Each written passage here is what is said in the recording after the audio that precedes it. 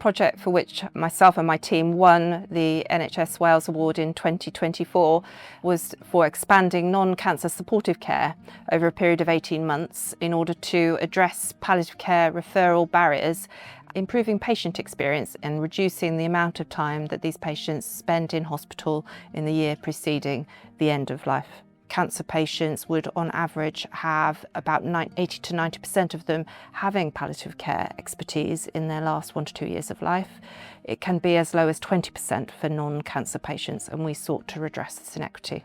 We plan to make sure that equitable access to palliative care input is available across the board whenever patients have periods of destabilisation or deterioration, so that we can help patients to spend less time in hospital in their last year of life when this is often their wish, and also to support patients who would prefer to die at home rather than in hospital whenever this is appropriate and possible. And that project over 5 years has been extremely successful in terms of value-based outcomes, both in patient experience and in cost efficacy.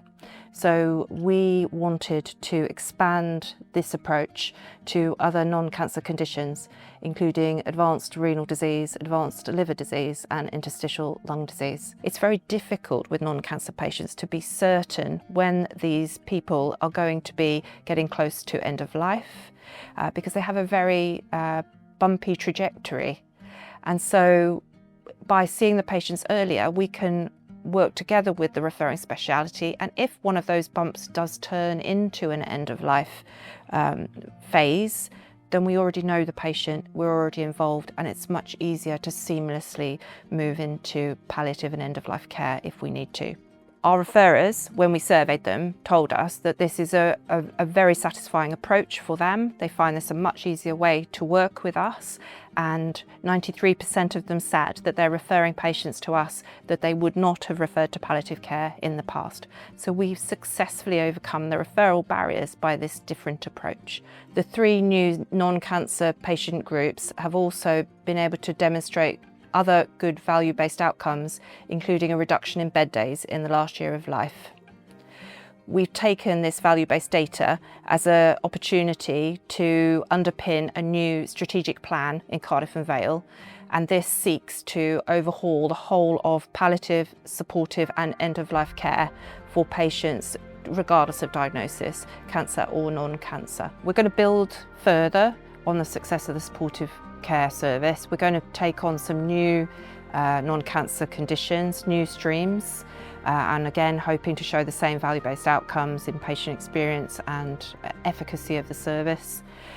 Once we've brought the new Cardiff and Vale palliative strategy to life and demonstrated the outcomes that we plan to achieve with that, which will again be value-based outcomes, then we will be looking to share our data with other health boards to help support them in creating business cases, and hopefully that they can also secure funding to look at further improvements in end-of-life care in other areas of Wales.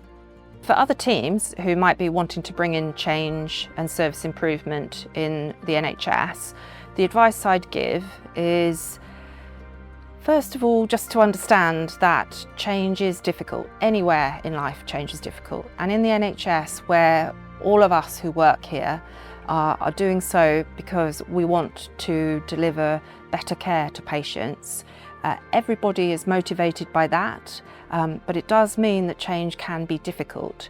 You know, often people will say, well, we've always done things this way, and you're trying to say, yeah, but we think it could be done a better way. And that's challenging for people, for humans. The most important thing probably of all is persistence. You've got to keep on going.